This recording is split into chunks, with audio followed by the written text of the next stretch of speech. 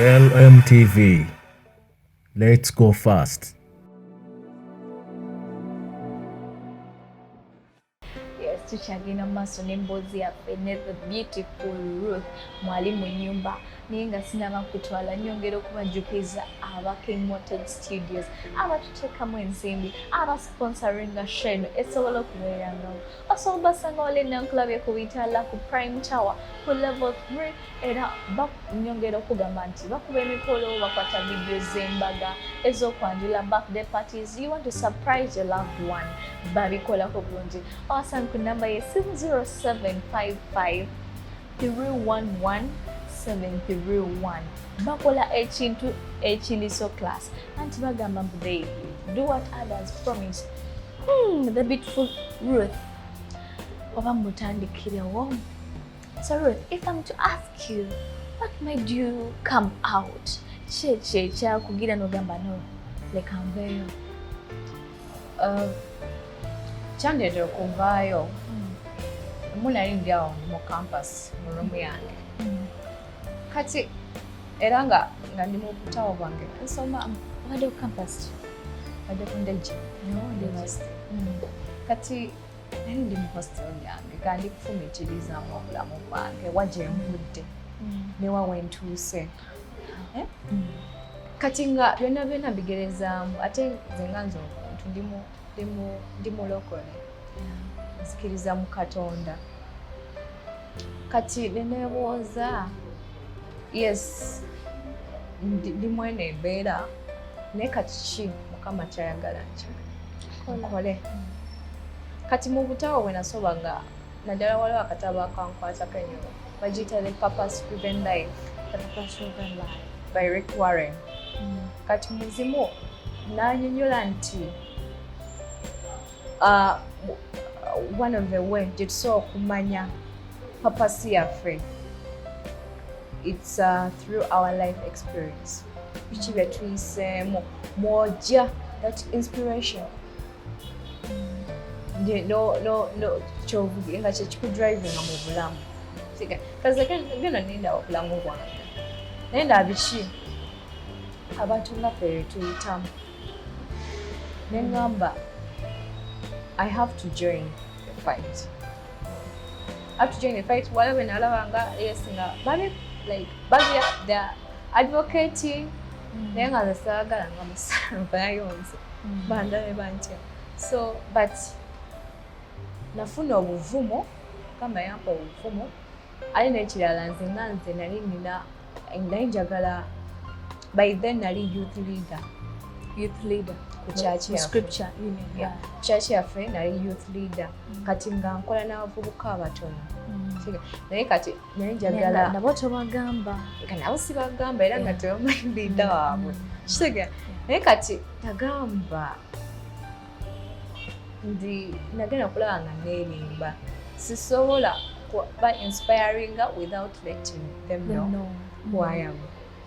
Kati nenvaayo through that beauty pageant because zenganza omuntu naye njagala reaching out eri bavubuka buli muvubuka yenna naye njagala nfune a bigger platform wensobola okufuna abavubuka bangi okummanya wensobola okuba inspiring so kati nebalanga beauty pageant the Y+ beauty pageant nengenda nenesimbawo nempitamu nenfuka omu ku national ambassadors. Naye kati oyogeddemu awo ku campus nti wali mu room yo n'olubanga osoma obutabaawo biki kati bannabo ku campus wewaviirayo how was the life there kuba ndabamu batandise okwewalawala batandise kuba bantu balina that mindset which is not good. Yeah, to be honest, naye nina roommate oyo actually yagenda nashiftinga n'ava mu room because of that.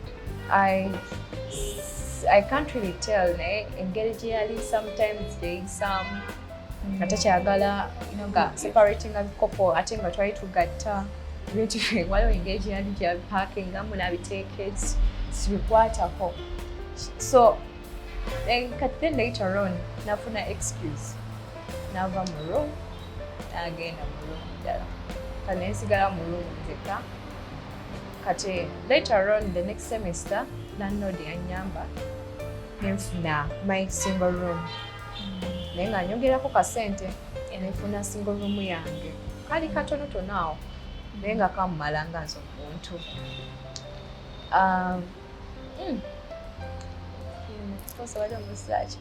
nti kale you were not depressed okulaba nga abaana ku somero gwobadde ogenda naye mu discussion yakuyitako mugende lecturer gundi aze atandise obutajja ababadde bakubira. How did you manage that? Okay, kati nze this was my strategy because byonna byonna nali mbitya kati nakola navaayo mu semester sembayo kyegera navaayo mu semester sembayo nga fenna tugenda kuvaawo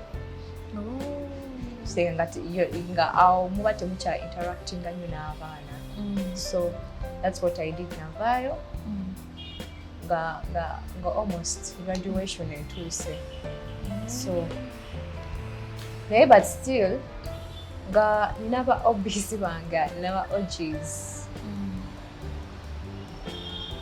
but they have that attitude. It hurts to know that these were my friends. So especially when they heard that I was dating, they won't get up in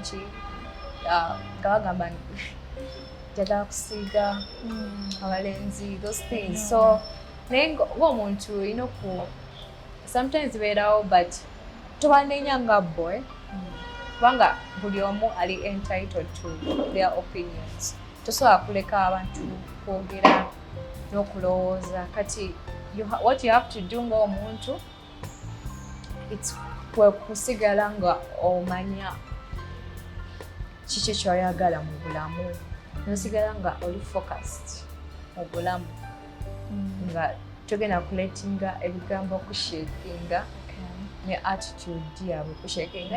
Yes, I lost some friends but again it was also a blessing in disguise because mukama yandetera ekyemukwanyi. Yes, those who are going to accept the way you are. Yes.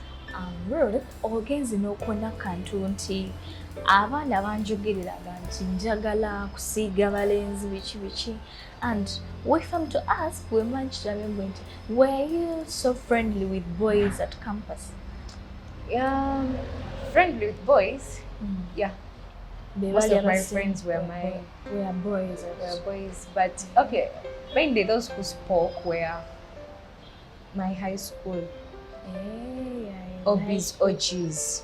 So now I was just imagining katsinga navaayo nga nkyali mu high school kubanga at least ku campus buli omu afa ku business ye ate Ndeje University Kampala campus life eriyo tino come study go siwe kubeerawo kati it's not like high school tino mugenda beerawo from Monday to Monday you're in the same dormitory, you're meeting these students.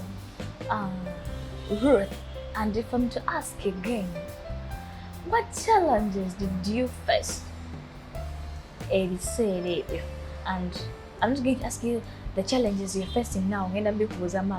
So what challenges did you face? Well, living with HIV? No, living with it, but still around school. With school, when I get deco, challenge that I faced with was one of the biggest challenge I had was mental health issues like depression, anxiety. So I had all those challenges. I think that kind of stigma kubeera nga like kuyanga sina value. I know. You know that feeling that you don't have value. For stigma, safuna nnyo mayenga discrimination such funa nnyo because people never knew. Except a few friends who knew. You talked about anxiety. What do you mean with that? Anxiety is being there and you're worrying. You're always worrying and fearing for your future. Yeah. So you live, but again you're like, anytime I'm going to die, or you're in a situation whereby what if someone gets to know and what will happen?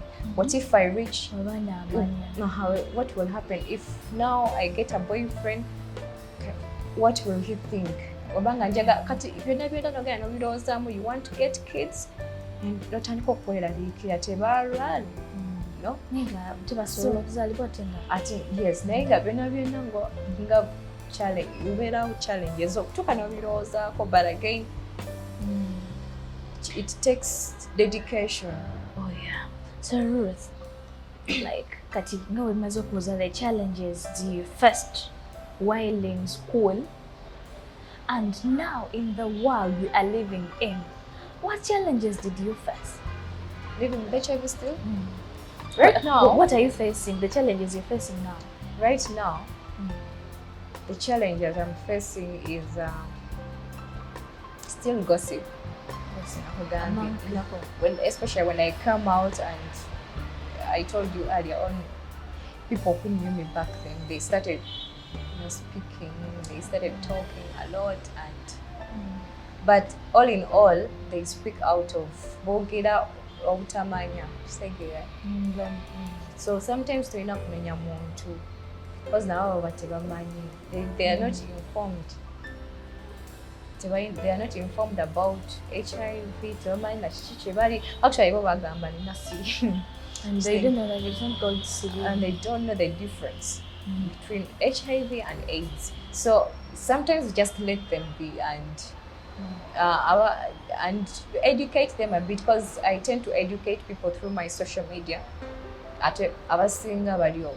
So I just educate them about HIV. Okay. Ruth, awo nyini wenjagala okusimbira ekibuuzo kuba ogambye nti they gossip and they didn't know the difference between HIV and slim, which because HIV is not slim and AIDS. Kati mani njagala obulire ku muntu ali banyonyola bagambe nti they call it slim but it's not. Kirimu kiti. Okay, HIV causes AIDS. It's just a virus. Yeah. And it can be controlled in the blood. Or you obera nako nenga toli muradde. Segera kaberamo, it's like no obera katingo kangambe flu.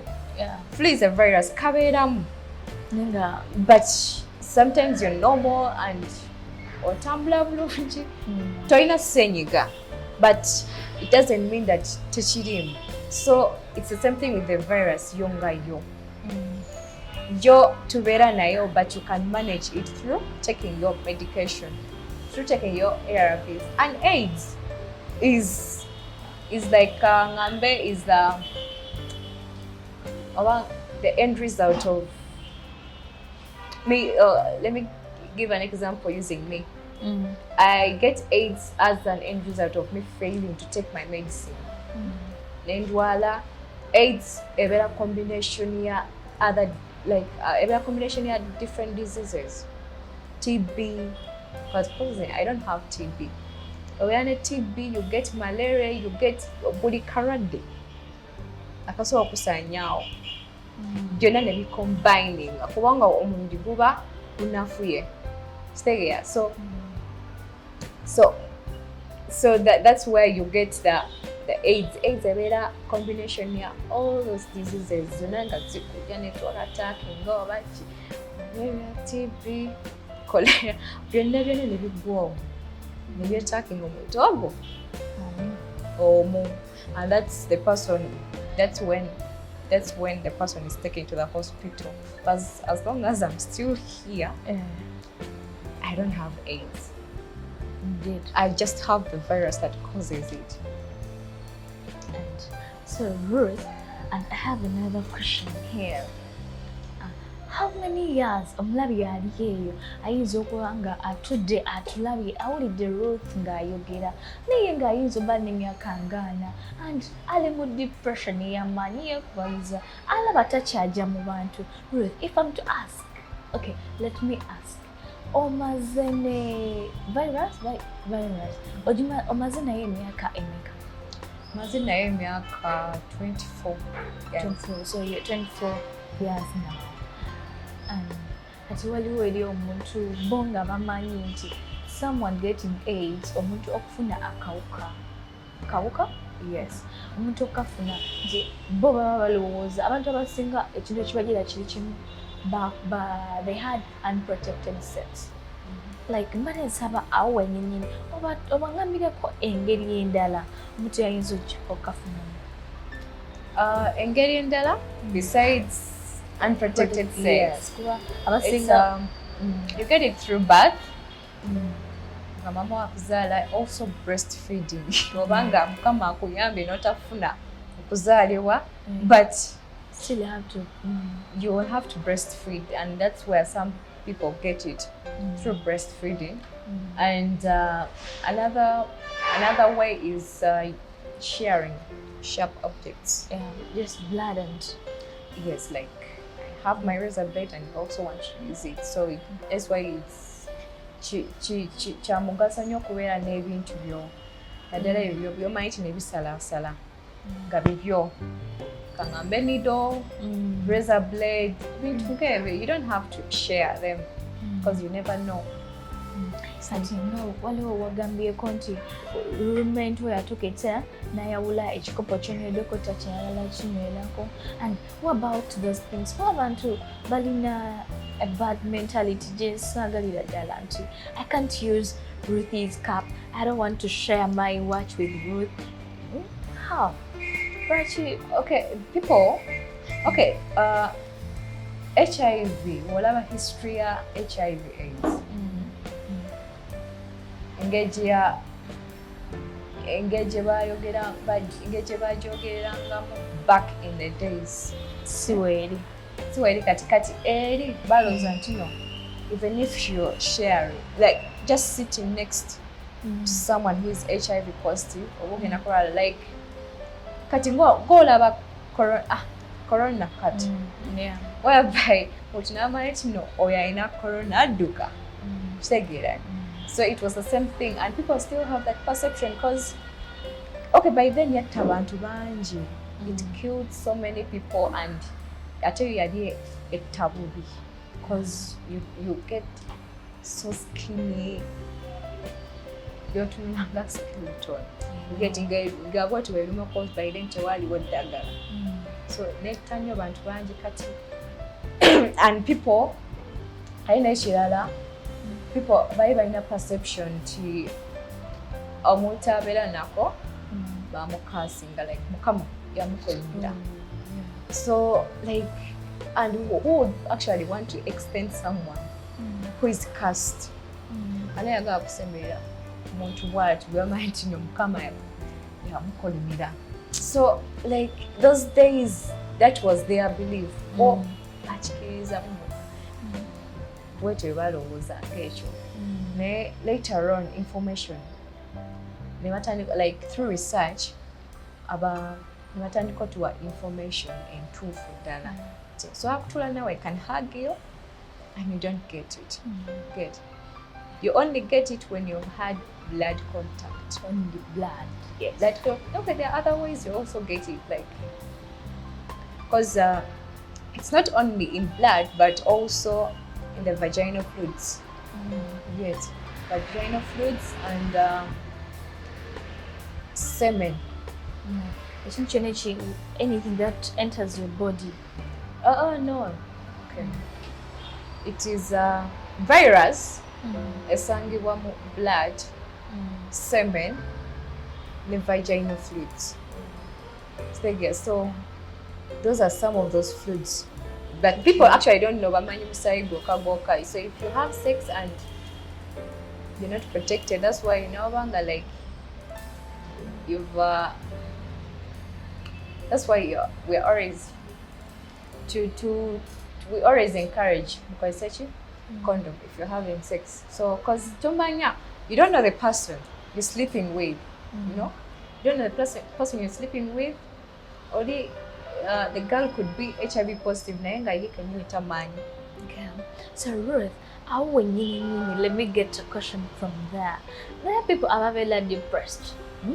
mu society ate ne babeera n'omutima omulala because wenjogeddemu naawe ndabye nga ate your heart is so nice nti gwe wagamba I'm not going to do anything wrong katonda ye yayagala kino kibeere bwe kiti so mu societies mwe tubeera mulimu abantu wano wammanga nga okimanyi you're having the virus n'ogamba I'm going to make sure osiiga balala asatu ate era nakikola But for me, this is what I understand. This is my opinion about such people. Number one is that some people kangambe yada ina boyfriend or girlfriend we. Girlfriend namusiga, aba boyfriend namusiga. Kati nafuna obusungu. Nagenda ayagana asiga abana. Kati nabeera ne baneno. Yes, because nga yazaliwa nakyo naye society ng'egiemu takingamu ng'egiemu isaamu gambi oba kangambe mu family because abasinga okuyisa abantu obubi they are family members. So if you look at the statistics, our family bakyasinze okudiscriminatinga omuntu ali mu family yaabwe nga alina akawuka kati oyo muntu naye afuna obusungu. Agamba yenfaaki yagenda nayagala akoleki asiige kitegeera naye kati for us kyetukola as an ambassador nze always help supporting nnyo abavubuka to channel that anger into something useful nga nze wenakola yes nalina obusungu bungi but I had to sit down and think what can I do kati nalina okozesa obusungu to educate people because ababikola nga so you utilized your anger mu bulungi and that's good. So Ruth awo wennyini kale awo kandikewo yoba nkajjewo akabuzo kange kale kankajjewo Ruth ogambye nti aba like ne beegatta babeera n'obusungu bwabwe biki ebyo biki kati Ruth if I'm to ask where like now you're 24 years ate mu constitution ya Uganda we consider someone an adult ngali 18 such yeah kati owakulira wona campus didn't you have that thought no gamba I'm going to sleep with this one the vakono with the official hubby we are dating now or like me saying that I'm going to sleep with this one Msiga no ga kale nti n'omugambako nti oba kale wamugambako nagamba naye nga kale omuli akuba waliwo ekirawotukanga the body is demanding for something. Okay, so number one, I'm a Christian, I'm born again and I value godly values. So I always believed in sex before marriage. Yes, you're right. So I always believed in no sex before marriage. So even if a guy comes nafika nyini yesu mubiri gubanja but you always have to find a way how to control that yourself. Yes. So muchangungu if I'm to say you're a virgin. Sorry? Like you're a virgin now. Okay. I don't want to disclose that. Okay. Ekyo tukireke. Oyogedde ku kyokubeera born again nti kuba waliwo kyetugamba mu church kwa nange ndi mulokole batugamba nti omubiri gwo yeekaalu ya Katonda. My body is a temple of God. Kimanyi ne wali okula hadi tukuba wempulidde story eno gamba nonze naleka ebyabalenzi nensalawo nsoma ebitabo ate nga nawe wali ewaka. You can do as Ruth. You can, by the way, you can look up to her. Kuba ebintu byatunyumiriza mpulidde nga I'm so inspired. Nze nga nze amulinaanye ati kategora muwulidde. Ruth akasemba.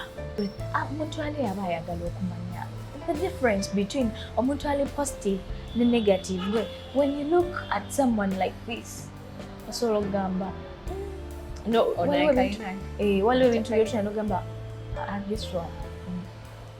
Okay. Trina saying mu bavubuka nti HIV has no face. Has no face. Yeah, has no face. Akawuka kamukenenya terina ki face. Because anyone can have it. Your neighbor can have it. Your roommate ayinza okubeera nako naye nga tomanyi kituufu kitegera ate egiramu eyo size tosobola agamba kino ono mutono akayina totally disappointed and katakayina kitegera oba ojja kulaba Ruth anyirira nene oze kino ye takayina naye nga nina so you can't tell tosobola kwawula omuntu alina akawuka n'atalina. Yes. The only way for you to know is to go for testing.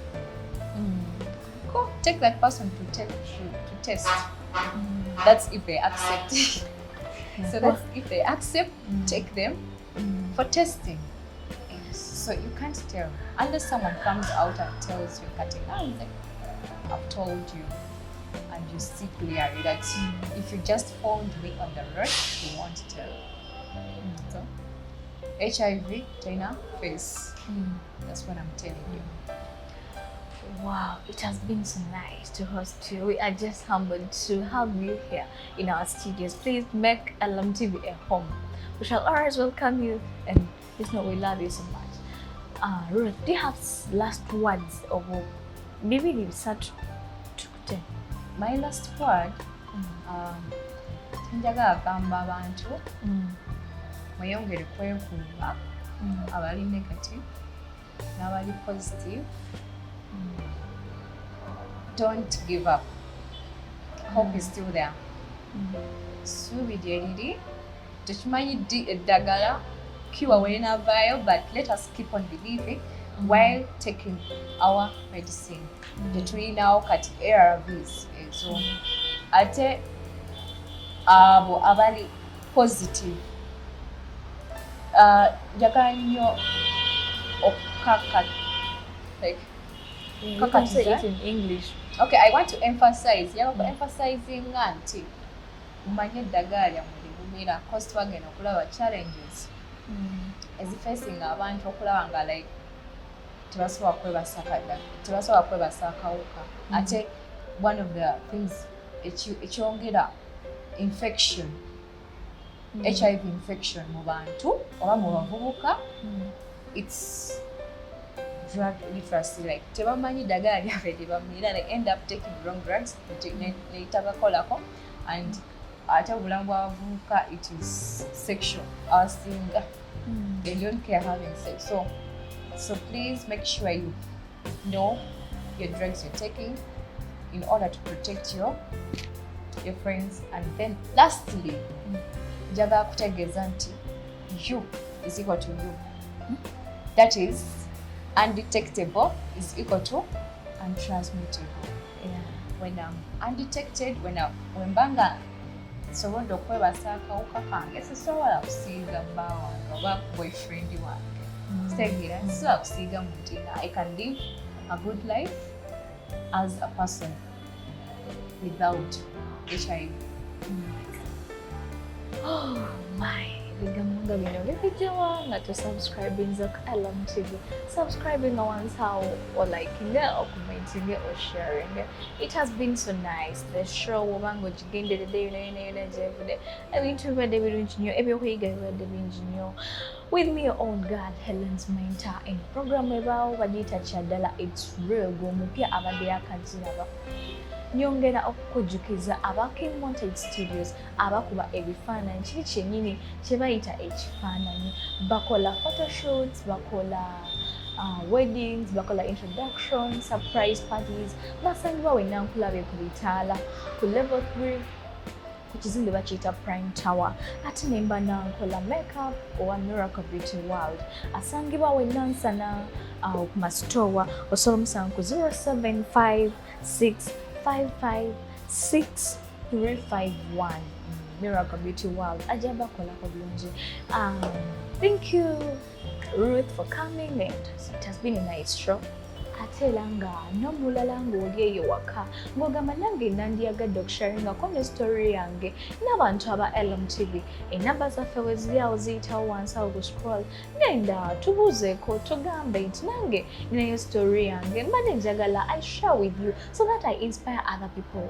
Kuba ekintu byoba yobe si kibi, you come, you talk to people, you inspire others. Obeera omu naye you inspire 100 people. Mu program yaffe eno kyaddala it's real.